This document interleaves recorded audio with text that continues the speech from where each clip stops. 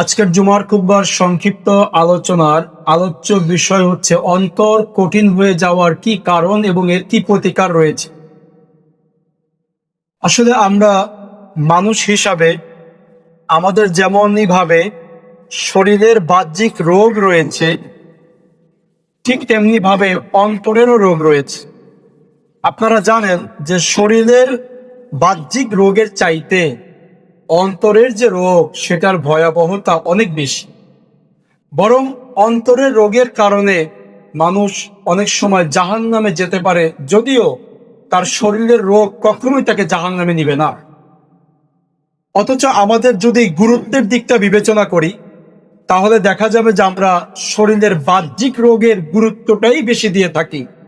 অন্তরে আমার রোগ আছে কিনা, আমি অন্তরের রোগের দ্বারা রোগাক্রান্ত রোগী কিনা, সেটা আমরা অনেক সময় ভ্রুক্ষেপও করি না। অথচ অন্তরের রোগটা হচ্ছে সবচাইতে বড় রোগ। একজন ব্যক্তি তার জাহান্নামে যাওয়ার যে সমস্ত কারণগুলো রয়েছে, একজন ব্যক্তির আল্লাহ সুবহানাহু ওয়া তাআলাকে অসন্তুষ্ট করার যে সমস্ত কারণগুলো রয়েছে, এর মধ্যে মূল প্রধান কারণ হচ্ছে তার অন্তরের রোগ। যদি সে অন্তরের রোগের দ্বারা রোগাক্রান্ত হয়ে থাকে, তাহলে সে ব্যক্তি দুনিয়াতেও ক্ষতিগ্রস্ত, আখিরাতেও ক্ষতিগ্রস্ত। তো আমরা আজকে অন্তরের কিছু রোগ সম্পর্কে জানবো ইনশাআল্লাহ। আল্লাহ সুবহানাহু ওয়া তাআলা মানুষের অন্তরকে যে তিনি কঠিন করে দেন, অন্তর যে কঠিন হয়ে যায়, সে সম্পর্কে আল্লাহ তাআলা কোরআনুল কারীমের মধ্যে বলেছেন। আর এই অন্তর সম্পর্কে নবী সাল্লাল্লাহু আলাইহি ওয়াসাল্লাম বলেছেন যে নিশ্চয়ই তোমাদের প্রত্যেকের শরীরের মধ্যে একটি গোশতের টুকরা আছে, ইদা সলুহাত সলুহাল জাসাদু কুল্লুহু, ওই গোশতের টুকরাটা যদি, মাংসপিণ্ডটা যদি ভালো থাকে, তাহলে গোটা শরীরটাই ভালো থাকবে। ওয়া ইদা ফাসাদাত ফাসাদাল জাসাদু কুল্লুহু, আর শরীরের ওই মাংসপিণ্ডটা যদি নষ্ট হয়ে যায়, পচে যায়, গোটা শরীরটাই নষ্ট হয়ে যাবে। আলা ওয়াহিয়াল কলব, সেটা হচ্ছে তোমাদের প্রত্যেকের কলব তথা অন্তর। আর এই অন্তরের রোগের মধ্যে প্রধান একটি রোগ হচ্ছে অন্তর কঠিন হয়ে যাওয়া। অন্তর কঠিন হয়ে যায়, পাথরের চাইতেও কঠিন হয়ে যায়। আল্লাহ সুবহানাহু ওয়া তাআলা কোরআনুল কারীমের মধ্যে বনী ইসরাঈলের ঘটনা উল্লেখ করে বলেছেন, সুম্মা ক্বাসাত কুলুবুকুম মিন বা'দি যালিকা ফাহিয়া কাল হিজারাতি আও আশাদ্দু কাসওয়া, অতঃপর এই ঘটনার পরে তোমাদের অন্তর একেবারে কঠিন হয়ে গেছে, পাথরের চাইতেও কঠিন হয়ে গেছে। আল্লাহ তাআলা অন্যত্র বলেন, ওয়ালাকিন ক্বাসাত কুলুবুহুম ওয়া যায়্যানা লাহুমুশ শাইতানু মা কানু ইয়া'মালুন, যাদের অন্তর কিনা কঠিন হয়ে গেল, শয়তান তাদেরকে খারাপ কর্মসমূহকে সুশোভিত করে দেখালো এবং তারা এই খারাপ কাজেই লিপ্ত থাকলো। তার মানে অন্তর মানুষের কঠিন হয়ে যায়, এমনও সময় আসে পাথরের চাইতে কঠিন হয়ে যায়। আমাদের তো মনে হয় বর্তমানে আমাদের প্রায় সকলেরই অন্তর কঠিন হয়ে গেছে। আপনারা জানেন যে এমন একটা সময় হয়তো বা আমাদের কারো কারো ছিল, যখন কিনা কোরআন শুনলে অন্তরটা বিগলিত হয়ে যেত, এখন আর বিগলিত হয় না। যখন কিনা কারো মৃত্যু দেখলে অন্তরটা বিগলিত হয়ে যেত, প্রকম্পিত হয়ে যেত, এখন আর সেটা হয় না, কারণ অন্তর কঠিন হয়ে গেছে। অন্তর আর নরম নেই, অন্তর বক্র হয়ে গেছে, বাঁকা হয়ে গেছে। আমরা প্রথমে জানবো অন্তর কঠিন হওয়ার কিছু আলামত। কখন বুঝতে পারবো যে আমার অন্তরটা কঠিন হয়ে গেছে? আমি কখন এটা জানতে পারবো, উপলব্ধি করতে পারবো যে আমার অন্তরটা কঠিন হয়ে গেছে, এখন আমার অন্তরটাকে নরম করা দরকার? এর কিছু আলামত আমরা আগে জানবো। এক নম্বর আলামত হচ্ছে আল্লাহর আনুগত্য ও ভালো কাজে অলসতা। আল্লাহর আনুগত্যের কাজে আর ভালো কাজে যদি আমার অন্তর থেকে অলসতা প্রকাশ পায়, তাহলে বুঝতে হবে যে আমার অন্তর কঠিন হয়ে গেছে। আপনি দেখবেন এই রোগের রোগী কিন্তু আমরা প্রায় কম বেশি সকলেই, আমাদের প্রায় সকলেরই এখন অন্তর কঠিন হয়ে যাওয়ার পর্যায়ে উপক্রম হয়েছে। অন্তর কঠিন হওয়ার এক নম্বর আলামত হচ্ছে যে আল্লাহর আনুগত্য, ভালো কাজে অলসতা করা। বিশেষ করে নফল সালাত, সুন্নত সালাত, সুন্নতে মুআক্কাদা, নফল সিয়াম, সোমবারের সিয়াম, বৃহস্পতিবারের সিয়াম, আরবি মাসের 3 দিনের সিয়াম বা যে কোনো ভালো কাজে একেবারে অলসতা চলে আসা, যেটা কিনা আল্লাহ তাআলা বলেছেন ওয়ালা ইয়াতুনা সলাতা ইল্লা ওয়াহুম কুসালা ওয়ালা ইউনফিকুনা ইল্লা ওয়াহুম কারিহুন। তারা সলাতে আসে অলসতার সাথে, আর তারা যখন ব্যয় করে অন্তরটাকে সংকুচিত করে ব্যয় করে, বেশি একটা ব্যয়ও করতে চায় না, সলাতও ভালো মতো আদায় করতে চায় না। এটা আল্লাহ তাআলা মুনাফিকদের চরিত্রের মধ্যে উল্লেখ করেছে। আল্লাহ তাআলা অন্যত্র বলেন ওয়াইদা কামু ইলা সলাতি কামু কুসালা। আর যখন তাদেরকে দেখবে যে তারা সলাতে দাঁড়াচ্ছে, তারা অলসতা করে দাঁড়াচ্ছে, তারা যে সলাত আদায় করে না বিষয়টা এমন না, কিন্তু সলাতটাকে অলসতা করে আদায় করে। যেমন ফজরকে নিয়ে জোহরের কাছে নিয়ে যাওয়া, জোহরকে আসরের কাছে নিয়ে যাওয়া, আসরটাকে একেবারে মাগরিবের পূর্বে আদায় করা, মাগরিবটা কোনো রকমে তাড়াতাড়ি আদায় করা, আর এশার সলাত একেবারে মানে যখন কিনা শরীরের মধ্যে অলসতা চলে এসেছে ওই সময় আদায় করা। এটা মুনাফিকদের চরিত্রের অন্যতম লক্ষণ। পাশাপাশি যার অন্তর কঠিন হয়ে গেছে তার একটি আলামত চিহ্ন হচ্ছে যে আল্লাহর আনুগত্যের কাজে, ইবাদতের কাজে, ভালো কাজে অন্তরটা নরম হয় না, নম্র হয় না, বরং অন্তর শক্ত হয়ে যাওয়া, কঠিন হয়ে যাওয়া। এরপরে 2 নম্বর আলামত আমরা কখন বুঝতে পারবো আমাদের অন্তর কঠিন হয়ে গেছে। এর 2 নম্বর আলামত হচ্ছে আল্লাহর আয়াত ও উপদেশ শুনে অন্তরটা প্রভাবিত না হওয়া। আল্লাহর আয়াত শোনার পরেও অন্তরে কিছু মনে না করা, আল্লাহর আয়াত শোনার পরেও অন্তরে সেটা নিয়ে চিন্তা ফিকির না করা, আল্লাহর আয়াত শোনার পরেও নিজের কাছে আল্লাহর আয়াতকে ভারী মনে করা, কঠিন মনে করা। আর আল্লাহ সুবহানাহু ওয়া তাআলার বিপরীতে ঈমানদারদের বৈশিষ্ট্য উল্লেখ করেছে। আল্লাহ তাআলা বলেছেন ইন্নামাল মুমিনুনা আল্লাযীনা ইযা যুকিরাল্লাহু ওয়াজিলাত কুলুবুহুম। নিশ্চয়ই যারা ঈমানদার তারা এমন, তাদের সামনে যখন আল্লাহর কথা বলা হয়, আল্লাহর নাম স্মরণ করা হয় বা আল্লাহর কথা উল্লেখ করা হয়, তখন তারা ভীত হয়ে পড়ে, তাদের অন্তর ভয়ে প্রকম্পিত হয়ে পড়ে। وَإِذَا تُلِيَتْ عَلَيْهِمْ آيَاتُهُ زَادَتْهُمْ إِيمَانًا وَعَلَى رَبِّهِمْ يَتَوَكَّلُونَ। আর তাদের শব্দে যখন আল্লাহর আয়াতকে তেলাওয়াত করা হয় তাদের ঈমান আরো বৃদ্ধি পায়। আর কি হয়? তারা শুধু রবের উপরেই ভরসা করে। প্রিয় ভাইয়েরা, অন্তর কঠিন হয়ে যাওয়ার আরেকটি আলামত হচ্ছে আল্লাহর আয়াত শোনার পরেও অন্তরে কোনো কিছু মনে না করা। আল্লাহর আযাবের আয়াত, গজবের আয়াত, শাস্তির আয়াত, ভয়ের আয়াত শোনার পরেও অন্তরটা শক্ত হয়ে যাওয়া।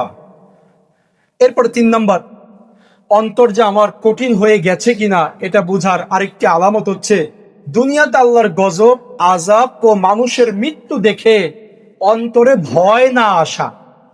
আচ্ছা বলেন, আমরা গত 1 মাসের মধ্যে কারো না কারো মৃত্যু দেখেছি না? হয়েছে না? দেখছি না? খবরে শুনছি না? বা মিডিয়াতে দেখছি না যে অমুকে মারা গেছে বা আমার আশেপাশের প্রতিবেশী কেউ মারা গেছে? কিন্তু আপনার আমার অন্তরে কি ওই মৃত্যুর কারণে কোনো ভয় আসছে? অনেক ক্ষেত্রে কিন্তু আসে না। আমরা অহরহ এখন মৃত্যু দেখছি, তারপরেও অন্তরটা ভীত সন্ত্রস্ত হয় না, অন্তরে ভয় লাগে না যে আমিও মারা যাব। এসব পরকে আল্লাহ সুবহানাহু ওয়া তাআলা বলেছেন আওয়ালা ইয়ারাউনা আন্নাহুম ইফতানুনা ফি কুল্লি আমিন মাররাতান আও মাররাতাইন সুম্মা লা ইয়াতুবুনা ওয়া লা হুম ইয়াযাক্কারুন। তারা কি লক্ষ্য করে না যে প্রত্যেক বছর তারা 2-1 বার বিপর্যস্ত হচ্ছে, অথচ তারা এগুলো হওয়ার পরেও নিজেরা তওবাও করে না, উপদেশ গ্রহণ করে না। আল্লাহ বলছেন তারা কি লক্ষ্য করে না প্রত্যেক বছর কোনো না কোনো জায়গায় বিপর্যয় হচ্ছে, ক্ষতিগ্রস্ত হচ্ছে মানুষেরা, আল্লাহর গজব নাজিল হচ্ছে। এই সমস্ত কিছু দেখার পরেও তারপরেও তারা তওবাও করে না, ফিরেও আসে না, কারণ অন্তর কঠিন হয়ে গেছে। এটার একটি আলামত যে মৃত্যুর সংবাদ শোনার পরেও নিজেদের অন্তরটা ভীত সন্ত্রস্ত না হওয়া, এটা অন্তর কঠিন হয়ে যাওয়ার আরেকটি আলামত। এরপরে অন্তর কঠিন হয়ে যাওয়ার আরেকটি আলামত হচ্ছে দুনিয়ার প্রতি ভালোবাসা বৃদ্ধি পাওয়া এবং আখিরাতকে ভুলে যাওয়া। আপনি যখন দেখবেন যেই জায়গাতে আখিরাতের কাজ আছে, যেই কাজটা করলে আমার আখিরাতের নেকি হবে, যেই জায়গাতে গেলে আমার আখিরাতের জন্য আমি কিছুটা জমা করতে পারবো, কিন্তু দুনিয়াবি কোনো লাভ নাই যদি আপনি সেই জায়গাতে না যান বা সেই কাজ না করেন। যেই জায়গাতে শুধু দুনিয়ারই লাভ আছে আপনি সেখানেই শুধুমাত্র যান, তখন বুঝে নেবেন যে আপনার অন্তর কঠিন হয়ে গেছে, অন্তর শক্ত হয়ে গেছে।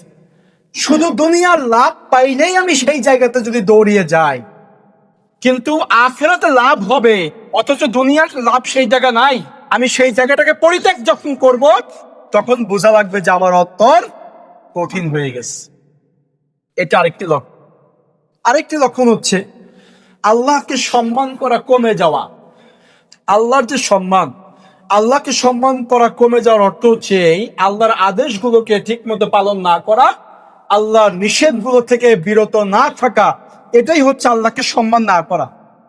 আল্লাহ তাআলা বলেছেন সূরা হজের মধ্যে, ওয়ামা কদারুল্লাহ হাক্কা কদরি, তারা আল্লাহর যে সম্মান, সেই যথাযথ সম্মান আল্লাহকে তারা দিতে পারে নাই। যখন আপনি দেখবেন আপনার অন্তর থেকে আল্লাহর সম্মান দেওয়াটা কমে গেছে, তখন বুঝবেন যে আপনার অন্তরটা কঠিন হয়ে গেছে। তো অন্তর কঠিন হওয়ার এগুলো হচ্ছে আলামত। এইবার আসুন, অন্তর কঠিন হওয়ার কিছু আপনার কারণ রয়েছে। কি কি কারণে অন্তর কঠিন হয়, এই কারণগুলো আমরা একটু জানবো সংক্ষেপে।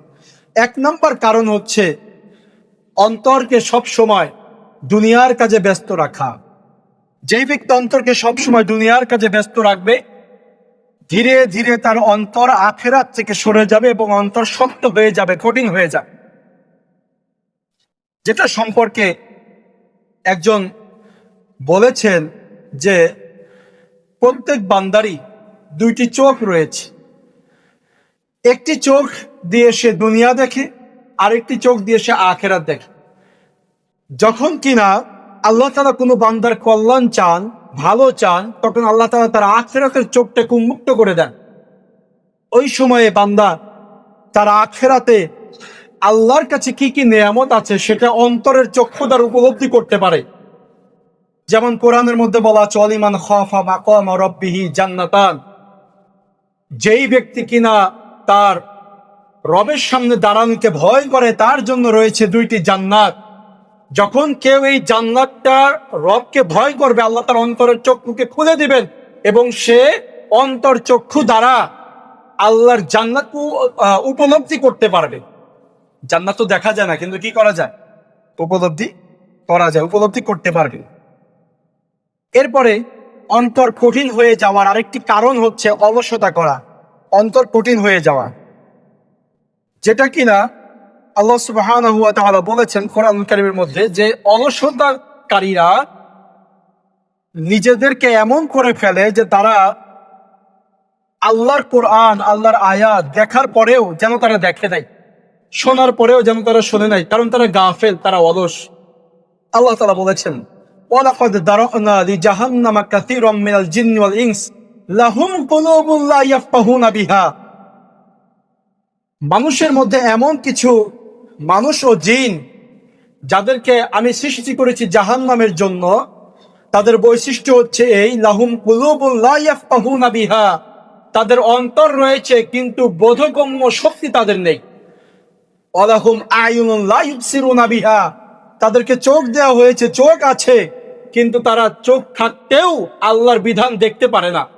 ওয়ালাহুম আযানুন লা ইউবসিরুনা বিহা লা ইয়াসমাউনা বিহা, এবং তাদের শ্রবণ শক্তি থাকা সত্ত্বেও তারা শুনতে পারে না।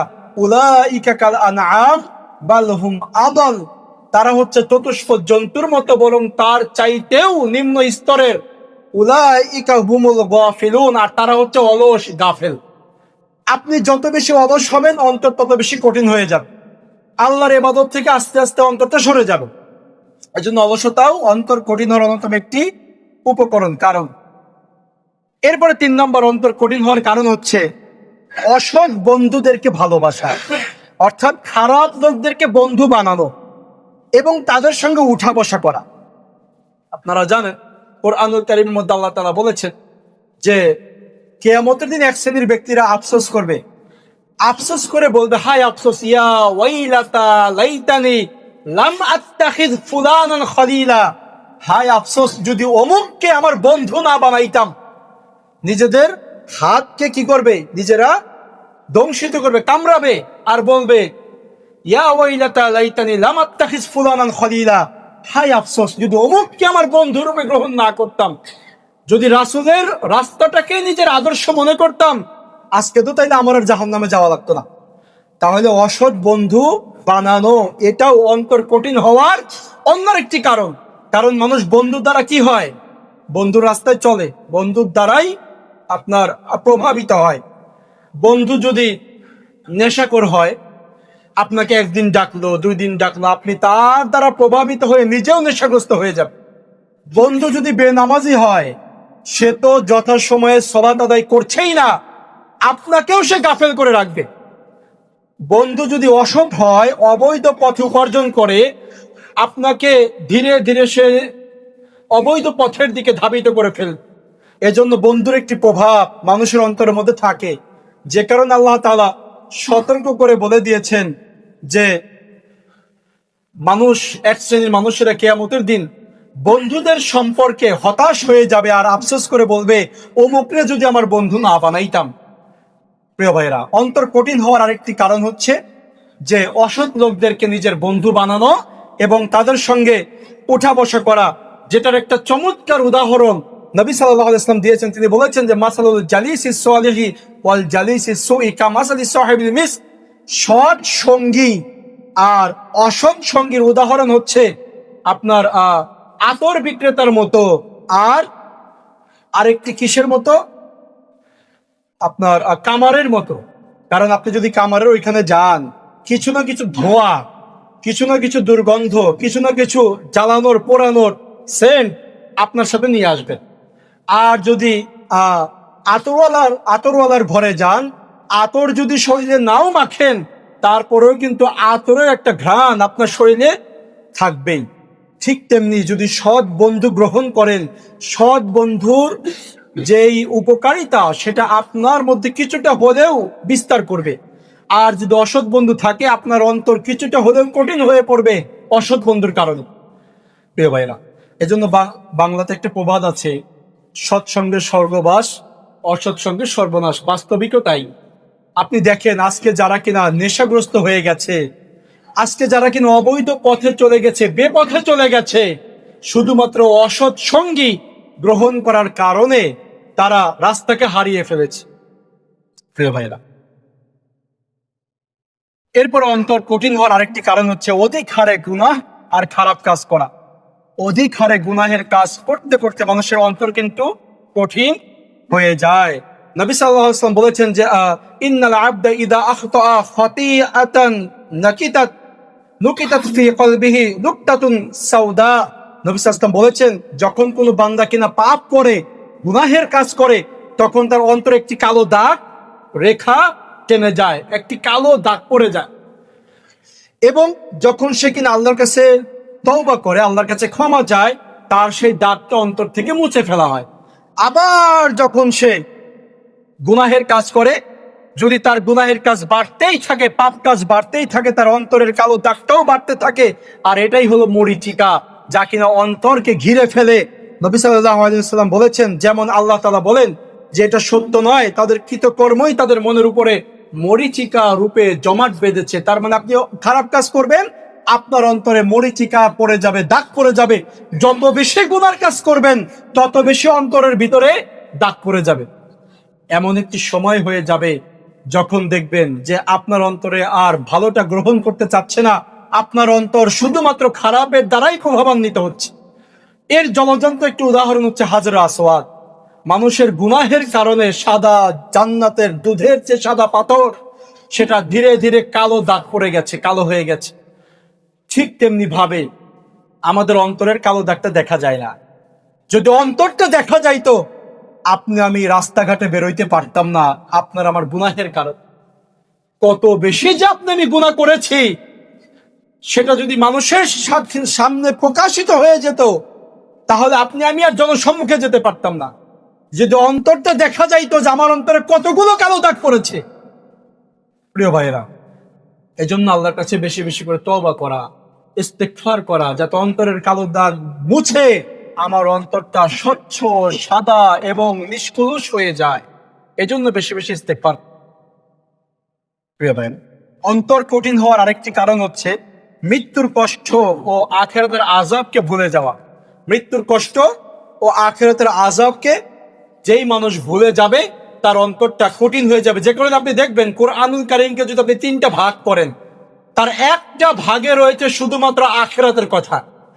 গোটা কোরআনকে যদি আপনি 3 ভাগ করেন, তার একটা অংশ জুড়ে রয়েছে শুধু আখিরাতের কথা।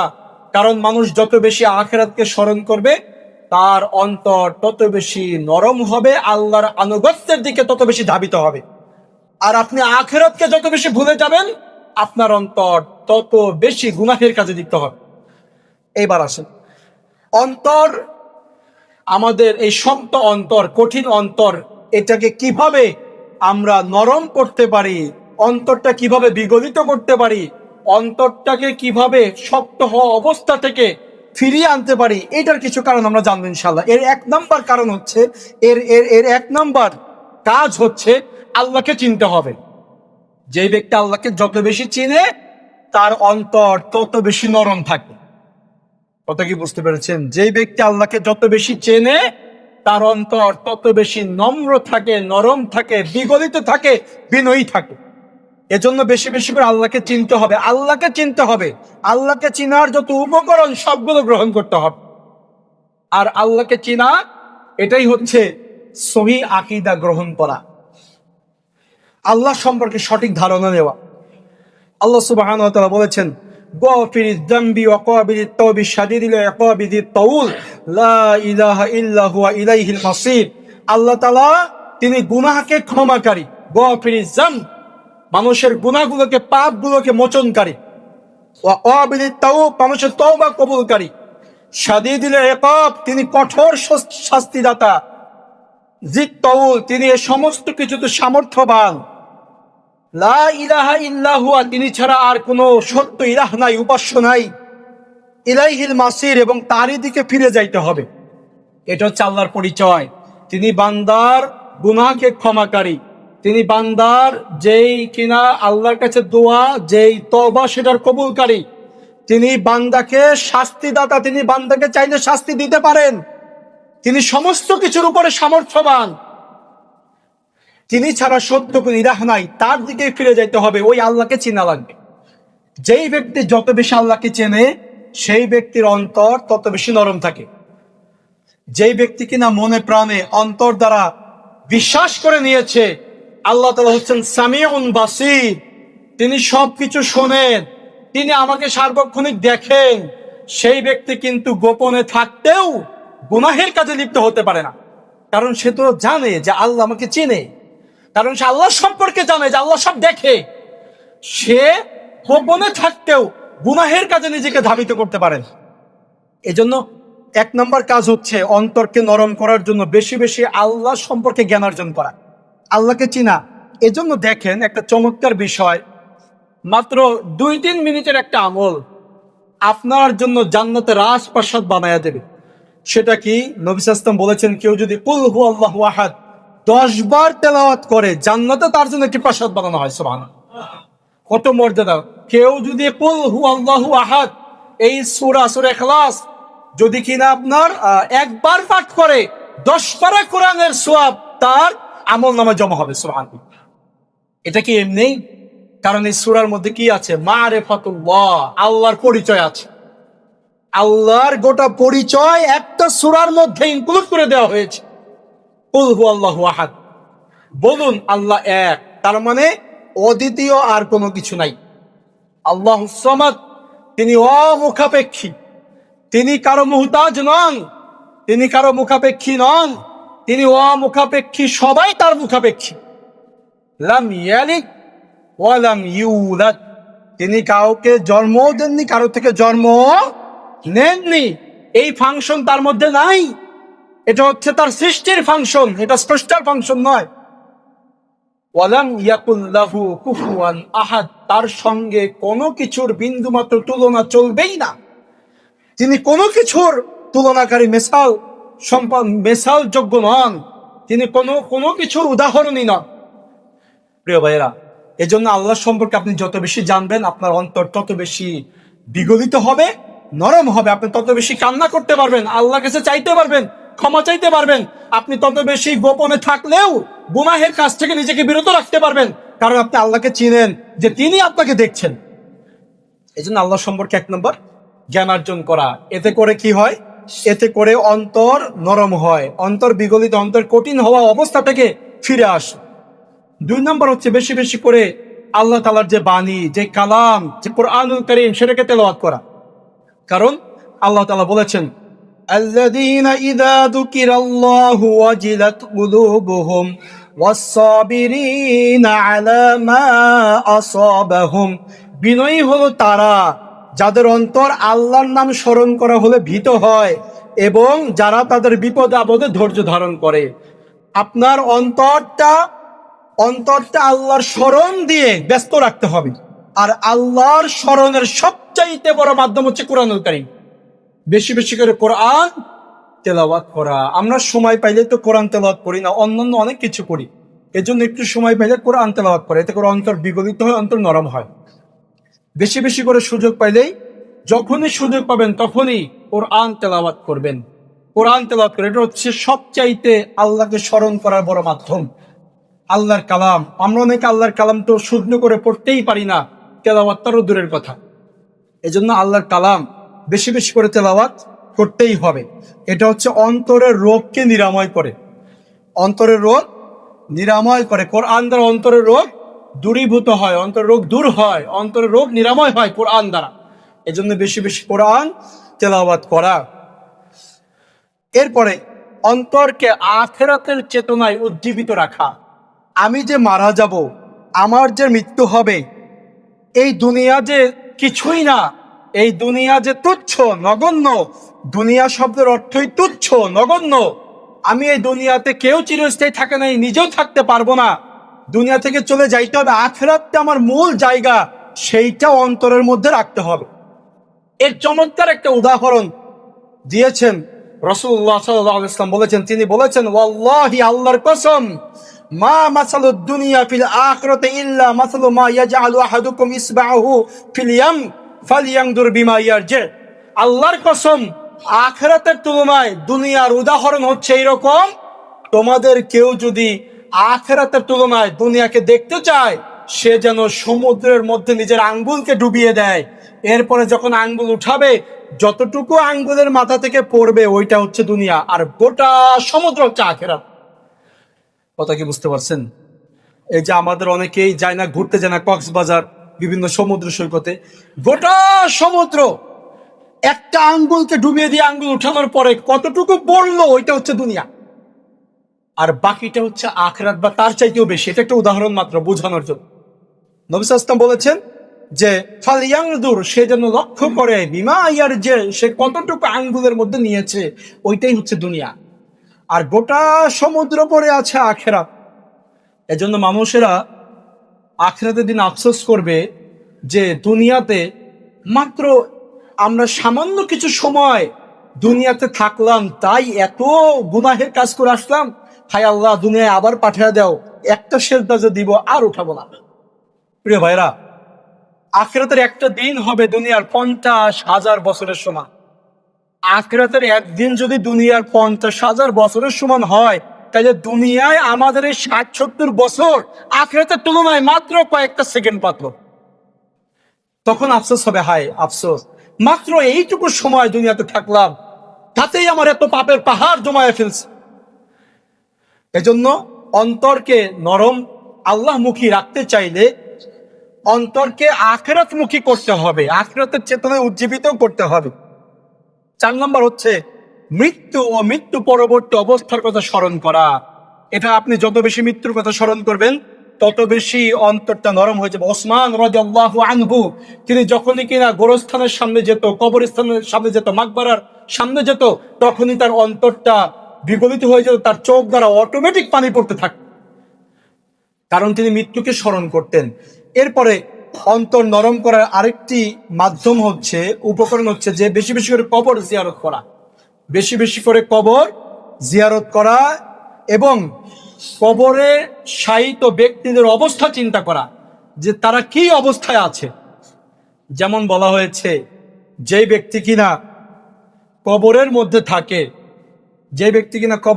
থাকে, তার উদাহরণ হচ্ছে এরকম যে কাল গারিকু ফিল বাহার, যেন সমুদ্রে ডুবন্ত ব্যক্তির মতো হাবুডুবু খাচ্ছে, এরকম মাছ সমুদ্রে পড়ে গেছে, তার কোনো কুল কিনারা নাই। কবরের ব্যক্তি এইরকম। এজন্য কবর জিয়ারত করা, মাজার জিয়ারত করা না, কবর জিয়ারত করা, মাজার জিয়ারত করা হারাম, শিরক।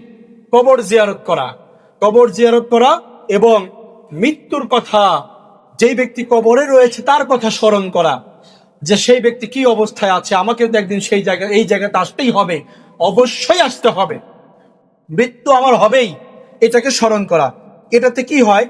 এটাতে অন্তরটা নরম হয়, যেটা নবী সাল্লাল্লাহু আলাইহি ওয়াসাল্লাম বলেছেন যে কুনতু নাহাইতুকুম আন জিয়ারাতিল কুবুর, আমি প্রথমে তোমাদেরকে কবর জিয়ারত করতে নিষেধ করেছিলাম, তবে আলা ফাজুরুহা, এর কিছু কারণ ছিল, এখন তোমরা কবর জিয়ারত করো। ফাইন্নাহা তারিকুল কলব, কেননা কবর জিয়ারত অন্তরকে নরম করে, কারণ মৃত্যুর কথা স্মরণ হয়, আমাকে যে কবরে যাইতে হবে সেই কথাটা স্মরণ করিয়ে দেয়। 6 নম্বর হচ্ছে অন্তরকে নরম করার আরেকটি উপকরণ, আল্লাহর নিদর্শন নিয়ে চিন্তা করা। আপনি যত বেশি আল্লাহর নিদর্শন নিয়ে চিন্তা করবেন, তত বেশি আপনার অন্তর নরম হয়ে যাবে। মানুষের অন্তর কখন বেশি শক্ত হয় জানেন? যখন সে মনে করে যে আমি বোধহয় কিছু একটা করে ফেলেছি, অথচ সে যতটুকু করেছে গোটাটাই আল্লাহ তাআলার দেয়া। মানুষ নিজে থেকে কিছুই করতে পারে না। এজন্য আপনি আল্লাহর নিদর্শনকে যত বেশি চিন্তা করবেন, তত বেশি আপনার অন্তর নরম হবে। যেমন দেখেন, আমরা এই যে মসজিদ বানানো হয়েছে, মাইক বানানো হয়েছে, আপনি এই সমস্ত সৃষ্টির মূল উপকরণগুলো দেখবেন যা আল্লাহ তাআলা সৃষ্টি করেছে। মানুষ শুধুমাত্র এগুলোকে ব্যবহার করে, এগুলোকে মডিফাই করে আল্লাহর দেওয়া জ্ঞান দিয়ে বানিয়েছে, কিন্তু মূলটা কার? মূলটা আল্লাহর। মূলটা বলতে সবটাই আল্লাহ, কারণ মানুষও তো আল্লাহরই সৃষ্টি, গোটাটাই আল্লাহ। যখন মানুষ কিনা এটা চিন্তা করবে, তখন তার অন্তরটা নরম হবে, গর্ব থাকবে না, অহংকার থাকবে না, অহমিকা থাকবে না, আল্লাহর দিকে রুজু হবে এবং অন্তরটা বিগলিত হবে।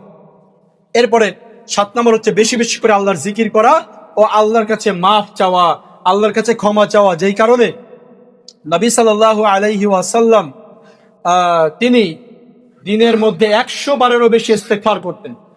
আল্লাহ রসুল সাল্লাল্লাহু আলাইহি ওয়াসাল্লাম 100 বারের বেশি ইস্তেগফার করতেন দিনের মধ্যে। যত বেশি ইস্তেগফার করবেন, অন্তর তত বেশি নরম হবে। একজন লোক হাসান রাদিয়াল্লাহু আনহুকে জিজ্ঞাসা করলেন যে, ইয়া আবা সাঈদ, হে আবু সাঈদ, আপনার নিকট অন্তর কঠিন হওয়ার অভিযোগ করছি। তিনি বললেন, তুমি অন্তর কঠিন হওয়া থেকে যদি বাঁচতে চাও, হাসান রাদিয়াল্লাহু আনহু তিনি বলেছেন, অন্তর কঠিন হওয়া থেকে যদি বাঁচতে চাও, আল্লাহর জিকির করো। যত বেশি আল্লাহর জিকির করবা, অন্তর তত বেশি কি হবে? নরম হবে। যত বেশি জিকির করবা। এজন্য হাদিসের মধ্যে আসছে, নবী সাল্লাল্লাহু আলাইহি ওয়াসাল্লাম বলেছে যে তুমি একটা জিহ্বা বানাও, যে লিসানান যাকিরান, যেই জিহ্বাটা কিনা সর্বদা আল্লাহর জিকির করবে, এমন একটা জিহ্বা বানাও, যে জিহ্বাটা কিনা, যে লিসানটা কিনা সর্বদা আল্লাহর জিকিরে ব্যস্ত থাকবে। এজন্য আপনি দেখেন, শুধুমাত্র বুখারীর সর্বশেষ হাদিস, সুবহানাল্লাহি ওয়া বিহামদিহি সুবহানাল্লাহিল আযীম, শুধুমাত্র জিকির। এই জিকিরে কি হবে? কালিমাতান খফিফাতান আলাল লিসান, এত মানে এমন দুইটা কালিমা, এমন দুইটা বাক্য, যেই দুইটা বাক্য কিনা জিহ্বায় উচ্চারণ খুবই হালকা, কিন্তু মিজানের পাল্লায় অনেক ভারী। আর আল্লাহর নিকটে বেশি ভালোবাসা, সেটা হচ্ছে সুবহানাল্লাহি ওয়া বিহামদিহি সুবহানাল্লাহিল আযীম। যখনই সুযোগ পান জিকির করেন। জিকির করলে এবার অন্তর কি হবে? অন্তর নরম হবে। আমরা তো ফাহেসা কথা বলি, গল্প গুজব আড্ডা কত কিছু করি, আল্লাহর জিকিরটা করার মতো সময় হয় না প্রিয় ভাইরা। তো বেশি বেশি করে আল্লাহর জিকির করা। এরপরে হচ্ছে অন্তরটাকে আল্লাহর প্রতি কৃতজ্ঞ রাখা। আল্লাহ যে আমাকে নেয়ামত দিয়েছেন, এজন্য আল্লাহর প্রতি অন্তরটাকে কৃতজ্ঞতা যদি রাখি, তাহলে পরে অন্তরটা নরম থাকবে। আর যদি আমি কৃতজ্ঞতা বোধ না রাখি, যদি শুধু বলি যে আমার অভাব, আমার শুধু নাই, আমার কিছুই নাই, তাহলে পরে দেখবেন যে অন্তর আরো কঠিন হয়ে গেছে, শক্ত হয়ে গেছে। এর জন্য নবী সাল্লাল্লাহু আলাইহি ওয়াসাল্লাম ওই একই হাদিসের মধ্যে বলেছেন যে লিসানান যাকরান কলবান শাকিরান, এমন একটা কলব তৈরি করো যে কলবটা কিনা শুকরগুজার কলব, কৃতজ্ঞতা সম্পন্ন কলব। কলবান শাকিরান লিসানান যাকিরান ওয়া যাওজাতান মুমিনাতান তুঈনু আলা আমরিল আখিরাহ, এবং ঈমানদার মহিলাকে বিয়ে করো, তাইলে তোমার আখিরাতটা সহজ হয়ে যাবে। এরপরে অন্তর নরম করার আরেকটি মাধ্যম হচ্ছে সৎ লোকদেরকে বন্ধু বানানো এবং তাদের থেকে উপদেশ গ্রহণ করা। সৎ লোকদেরকে বন্ধু বানানো এবং তাদের থেকে উপদেশ গ্রহণ করে, এই সম্পর্কে কোরআনের আয়াত রয়েছে। যাই হোক, সময় শেষ হয়ে গেছে। এরপর হচ্ছে 9 নাম্বার, অন্তর নরম করার সবচেয়ে গুরুত্বপূর্ণ আরেকটি মাধ্যম হচ্ছে নিজের সমালোচনা নিজে করা।